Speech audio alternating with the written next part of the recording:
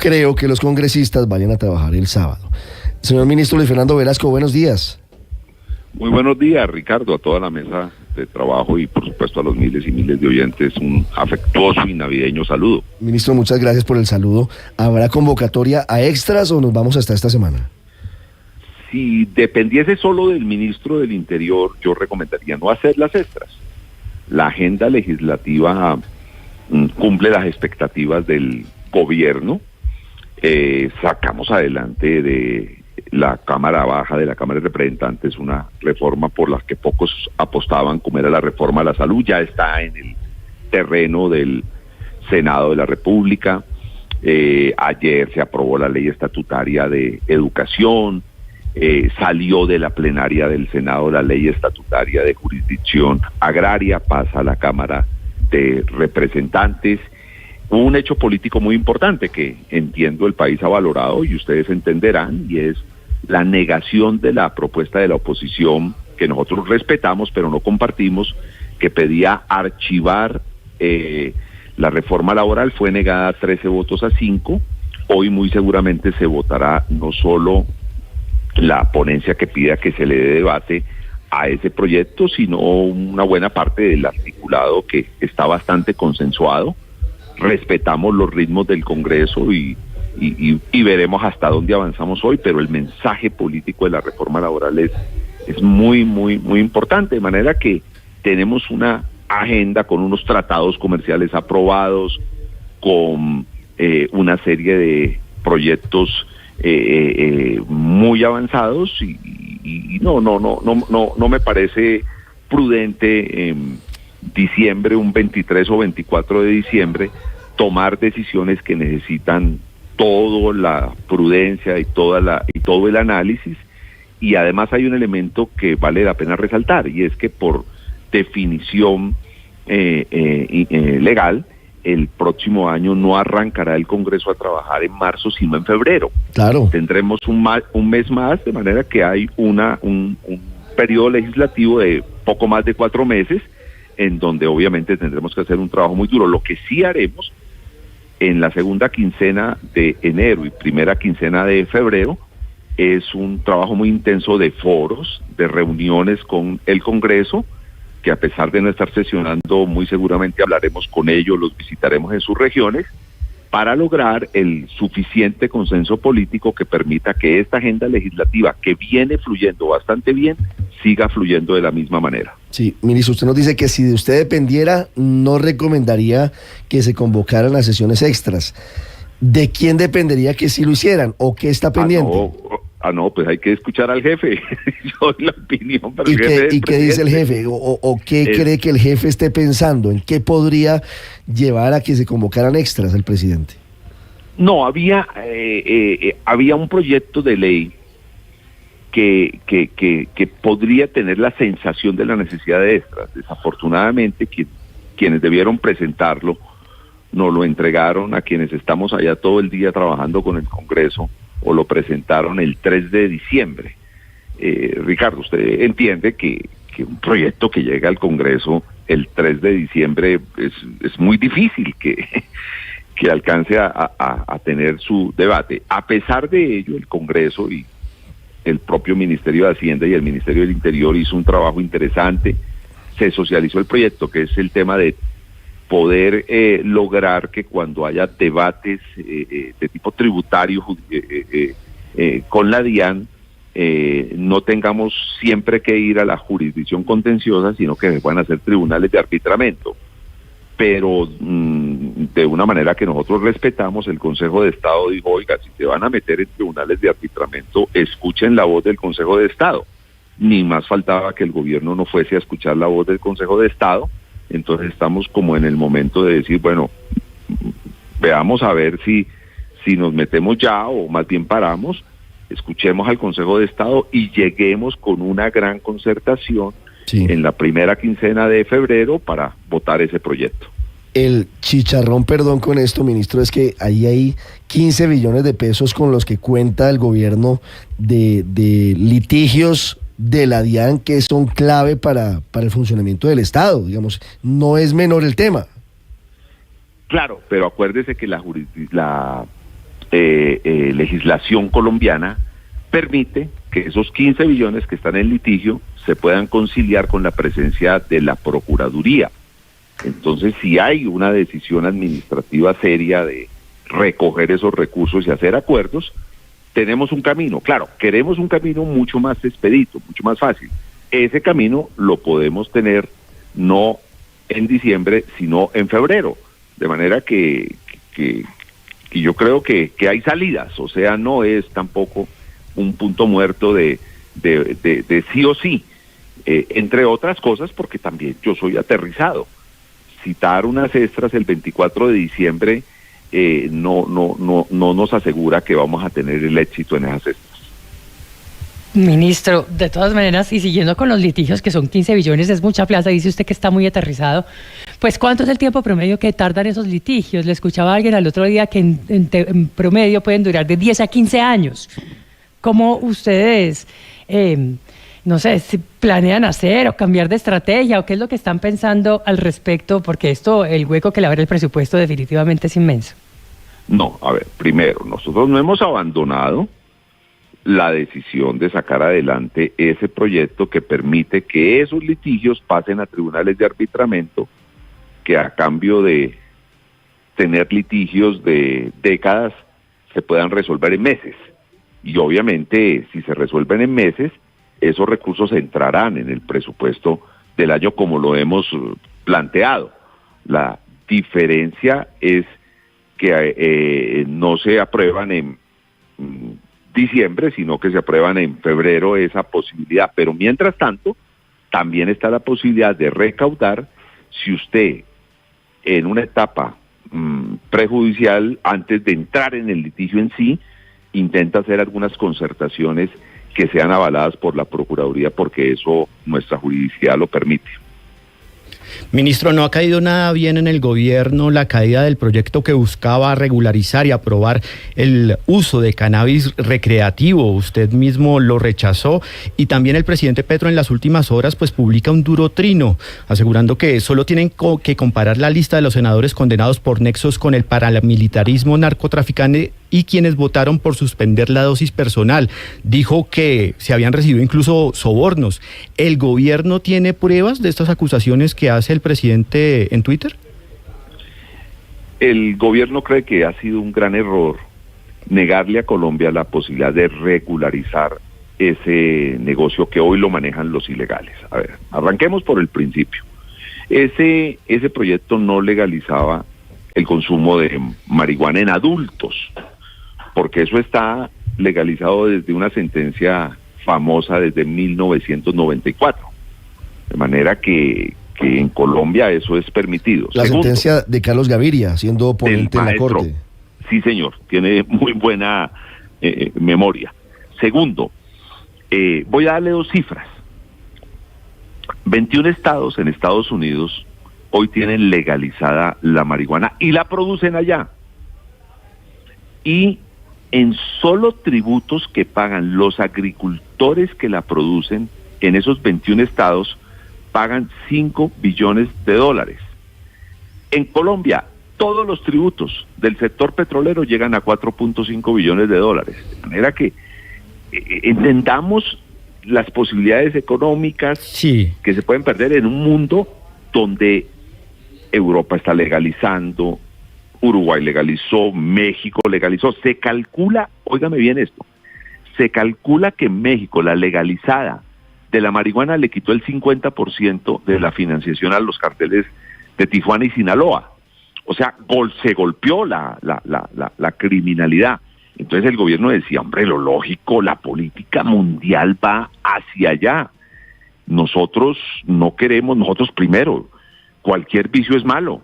O sea, si usted se envicia con la marihuana, pues nosotros no queremos que la gente se nos envicie con la marihuana, mucho menos con el alcohol y mucho menos con el tabaco. Pero sí entregamos cifras. El tabaco mata 7 millones de seres humanos al año con el cáncer y el alcohol mata 2,5 millones. En el caso de la marihuana no están registrados que por sobredosis de marihuana alguien haya muerto. Entonces no es que queramos que la gente se nos envicie, lo que queremos es que lo malo de ese negocio es obviamente el daño que le hace a los adictos, pero especialmente la violencia que genera en todo el territorio nacional. Si ese negocio es legal, pues le quitamos violencia. El monopolio de ese negocio se hace a punta de armas, a punta de que o me venden la marihuana a mí o mato al que no me la venda. Eso son las TACRIM. Entonces, ese era el debate. Pero le insisto en la pregunta, ¿el gobierno tiene pruebas de que congresistas fueron sobornados o tienen nexos con paramilitares, los congresistas que no apoyaron esta iniciativa, como lo dice el presidente en Twitter? Él tiene elementos de análisis, y evidentemente si nosotros individualizamos a alguna persona tendríamos que entregar las pruebas. Eso hace parte del debate. No me voy a quedar en ese debate con todo respeto.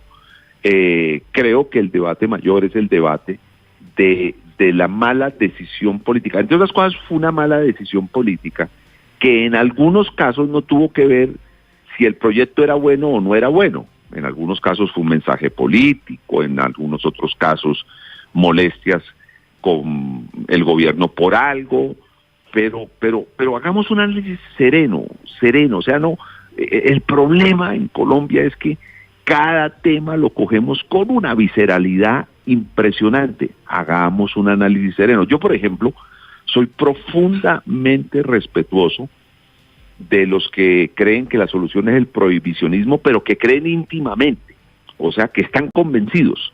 Yo creo que están equivocados, como ellos creen que yo estoy equivocado, pero les respeto sus argumentos y le presento argumentos. Pero hay una serie de congresistas que saben perfectamente que la salida es la regularización, que el país puede mejorar sus ingresos. Yo no sé si ustedes tienen la cifra de Naciones Unidas sobre el negocio de la marihuana en el mundo. Es una cifra superior a 364 billones de dólares al año, por supuesto legal e ilegal. Pero de esa cifra, ya no menos del 30% es legal en el mundo. Por Dios, Colombia, ¿cómo no participa en esas posibilidades? ¿Cómo no le damos a nuestros campesinos, a cambio de que estén subyugados por unos miserables armados, que les pagan lo que quieran y cuando no les venden los matan? ¿Por qué no hacemos una cosa legal? ¿Por qué el Estado no entra en ese mercado? ¿Por qué no ayudamos a exportar? ¿Por qué con toda esa plata que vamos a recibir de tributos no hacemos campañas de prevención contra la drogadicción y contra todos los vicios, contra la marihuana, contra la coca, contra el alcohol, contra el tabaco? Campañas de salud. No, yo no creo que la solución de este país sea meter a la cárcel a un campesino por tener media hectárea de marihuana. Sí, ministro, quiero volver al mensaje del presidente Gustavo Petro sobre las posiciones sin presentar pruebas, ministro. ¿Eso no debilita, no resquebraja la relación, el diálogo con el Congreso cuando más lo necesita el gobierno del presidente Petro? Toda tensión con el Congreso nace de una afirmación política. El ministro del Interior tendrá que capear temporales, tendrá que explicar, pero... Tendrá que oficiar de canciller.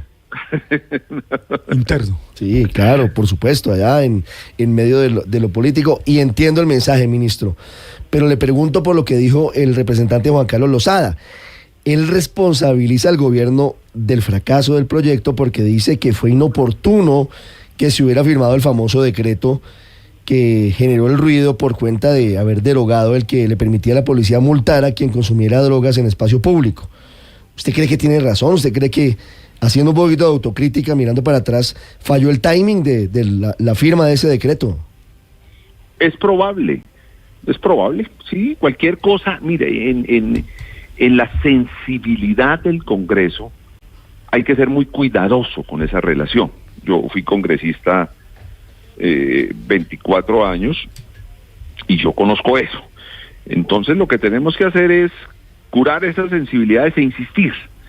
Ahora también el gobierno diría, hombre, los proyectos se ganan por convicción, no por amenazas, ¿no? O sea, uno no puede llegar allá, como llegan a veces algunos respetados congresistas, a golpear a sus propios compañeros y después de golpear a sus compañeros decir, ahora sí voten mi proyecto. ¿Verdad? Que son muchas cosas, ahí hubo un momento político complejo, un partido que esperábamos nos votaran esa reforma nos la votó en contra, como fue el partido de la U, con excepción de 2 senadores. Habían 4 congresistas del pacto con excusa para asistir, 2 más no asistieron. En el fondo teníamos mayorías, pero esas mayorías por diversas causas no se hicieron presentes, de manera que causas hay muchas, las analizaremos, pero tampoco es justo seguir diciendo es que el gobierno es el gran responsable. A veces, como decía el poeta Benedetti, es bueno, Mario Benedetti, mirarse al espejo y dejar de estar llorándose tantas mentiras y mejor cantarse algunas verdades. Valga la aclaración de a cuál Benedetti se refiere. Nos confundió. Ministro, lo oigo hoy muy mesurado, pero lo vimos antier muy exaltado con este proyecto de la legalización de la marihuana con fines recreacionales. Pero también vimos ayer al ministro Álvaro Leiva muy agresivo con la Comisión Segunda del Senado. ¿Será que eso al cabo de un tiempo no les va a salir bien? Roberto Camacho fue un gran congresista y además fue un gran amigo mío, un líder conservador con unos apuntes geniales, y yo siempre me acuerdo cuando Roberto me decía, yo llegué muy pelado al Congreso, 30 años, Roberto ya era un hombre con experiencia, y Roberto me decía, mire, uno en el Congreso a veces tiene que mostrarse exaltado, pero nunca debe estar exaltado. De manera que si ustedes me ven subiendo la voz, me estoy mostrando exaltado, pero es bastante difícil que a mí me saquen la piedra. No, pero pues sí, con ese cargo pues ni más faltaba. Pero fíjese, por ejemplo, que su colega, el canciller, no sube el tono, pero sí caza unas peleas con el Congreso. Eso al final no le tocará a usted también ser canciller ad hoc adentro para solucionar esos líos que se generan incluso en el pacto histórico. No, hay debates que yo entiendo que pueden tener momentos de mucha tensión.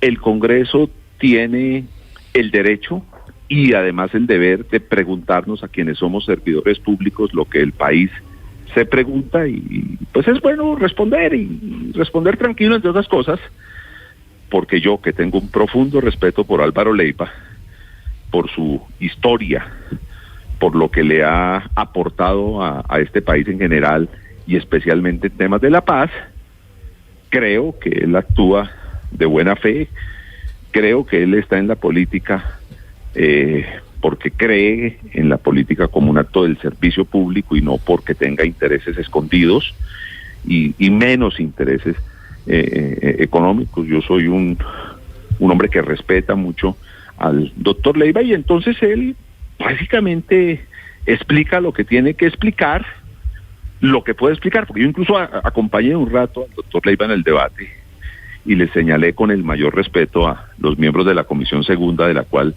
fui parte 4 años en mi paso por el Senado.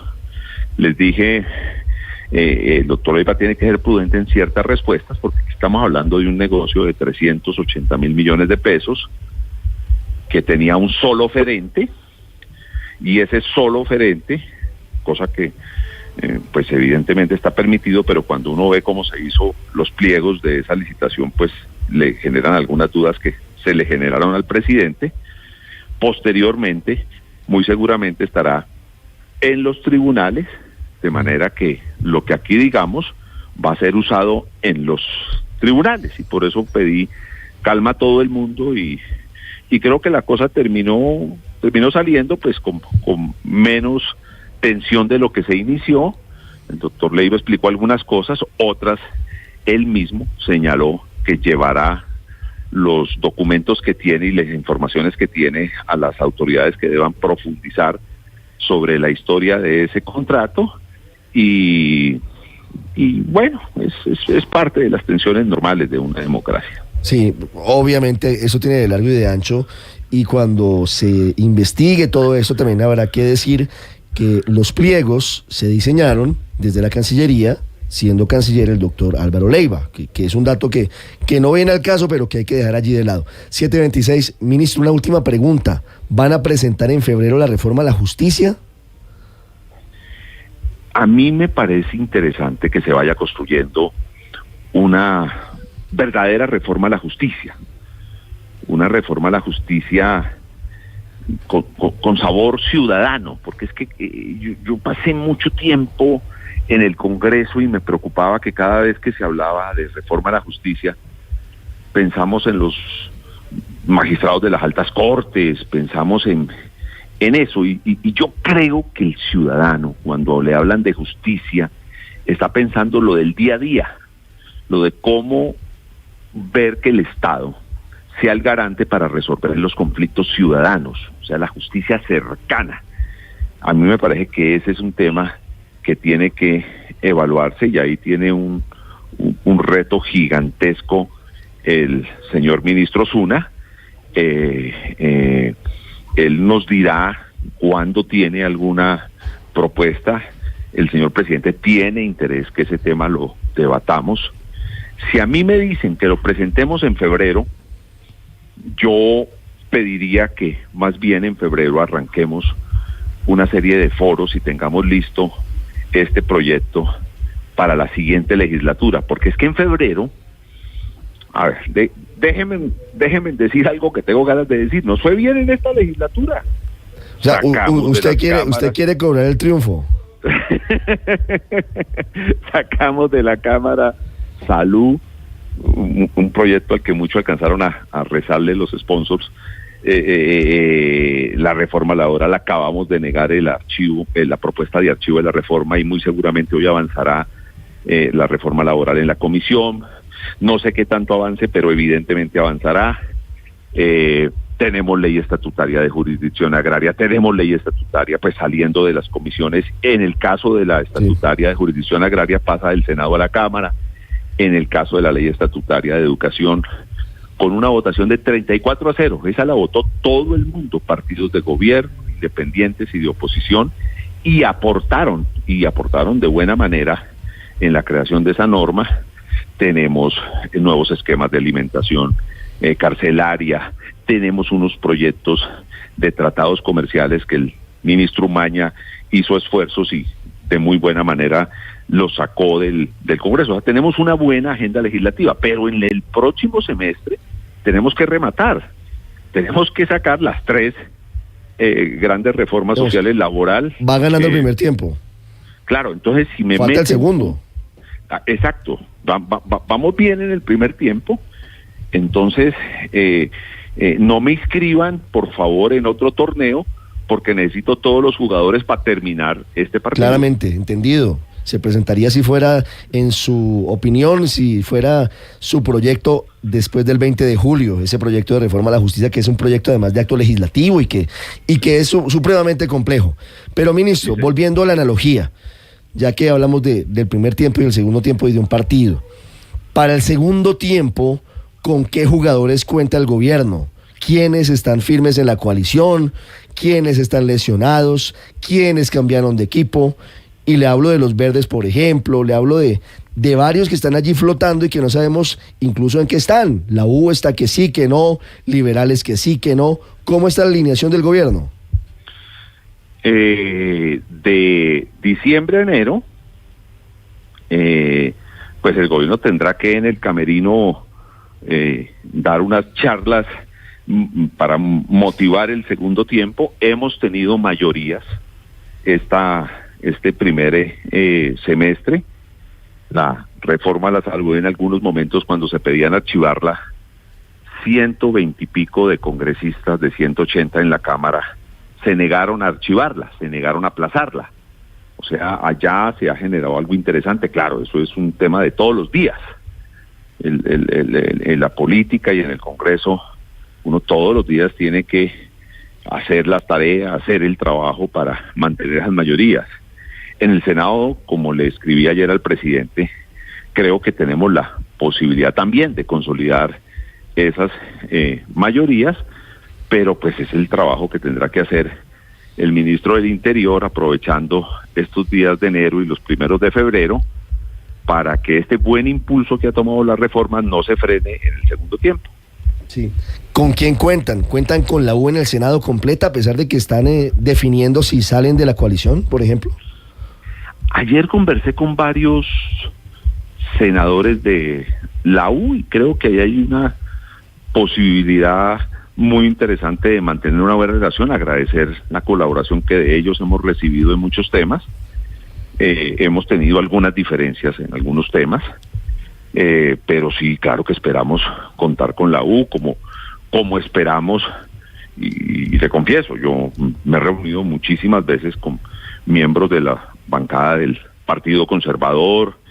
Esperamos tener un diálogo como partido independiente que permita que ellos nos apoyen muchas de nuestras iniciativas. Es clave mantener la solidaridad que hemos tenido totalmente cerrada del pacto histórico. Allí hay una bancada importantísima, una bancada que aporta, una bancada que son ponentes, que defienden los proyectos, que se la juegan por el gobierno y que nosotros les reconocemos esa tarea, les reconocemos ese trabajo. El liberalismo nos ha apoyado de una manera impresionante. A manera de datos, en la reforma a la salud, en la última votación, 30 representantes nos acompañaron del liberalismo, 29 del pacto. Esa partida del Partido Liberal se la ha ganado usted toda la expresidente Gaviria, y eso será ese tema de otra conversación, por supuesto. Pero venga, hablando de los conservadores, digamos que hoy son agentes libres porque son independientes. ¿Podrían volver a las toldas del gobierno? A nosotros nos gustaría, ellos como partido de oposición, ya legalmente no pueden declararse partido de gobierno. Sí. Pero como partido independiente, claro que nos gustaría hacer unos acuerdos muy serios sobre el fondo de las reformas. Sí. O sea, venga, pongámonos de acuerdo, saquemos esta. Ellos tienen argumentos. Y perdón, el Partido Conservador fue coherente en la votación de la reforma a la Cámara. Ellos no nos votaron la reforma a la salud en la Cámara. Ellos votaron no. Y si bien es cierto, en algunas de las votaciones su presencia nos ayudó a hacer el quórum, también es bueno que recordemos que cuando se votaron las normas que necesitan mayoría calificada, o sea, 95 votos, la mitad más uno de la Cámara, ellos votaron no, y sin embargo nosotros conseguimos 99 votos a favor. O sea, en la Cámara hay unos resultados bien interesantes para evaluar. Coge más, digamos, hay que hacer un trabajo muy fuerte en el Senado. Son muchos de ellos los que fueron mis compañeros mucho tiempo en el Senado, con mucho respeto, con muchos argumentos. Eso no es llegando allá a creer que uno como gobierno puede dar orden. No, uno tiene que llegar a convencer. Entonces la tarea que se ha ido consolidando en Cámara la tenemos que hacer en Senado, y yo sí espero, y lo he dicho aquí varias veces en esta amable entrevista, que estos proyectos que vienen fluyendo, a pesar de que mucha gente era pesimista del futuro de estos proyectos, tengan un segundo buen tiempo. Tenemos poco más de 4 meses y nos vamos a aplicar a fondo, porque Gustavo Petro significa cambio. Gustavo Petro le propuso al país algo distinto y está siendo coherente, porque lo que le propuso al país en elecciones es lo que llevamos al Congreso. Y entonces nosotros esperamos que ese mandato que recibió Gustavo Petro se concrete con unas reformas en las que tendremos tiempo para irlas no solo dejando diseñadas en el ordenamiento jurídico, sino también comenzar a volverlas prácticas en la vida del ciudadano día a día. Siguiendo con las analogías de fútbol, ministro, el director técnico, entiéndase el presidente Gustavo Petro, ¿cambiaría la alineación para el segundo tiempo? ¿Habría un cambio de ministros para abrirle campo a otros partidos, gente de coalición? Esa sí es una decisión del doctor Petro, que es el presidente y que todos respetamos. Los ministros somos fusibles, y si hay que reorganizar fuerzas políticas, sentirse más cómodo, cambiar de estrategia, eso sí lo define el señor presidente. Yo he jugado el partido y a pesar de que me han dado, como decían los muchachos en el barrio, me han dado bastante pata, pues ahí voy sacando las reformas. 7:35, ministro, muchas gracias. Bueno, a ustedes muy amables por esta entrevista. Estás escuchando Blue Radio.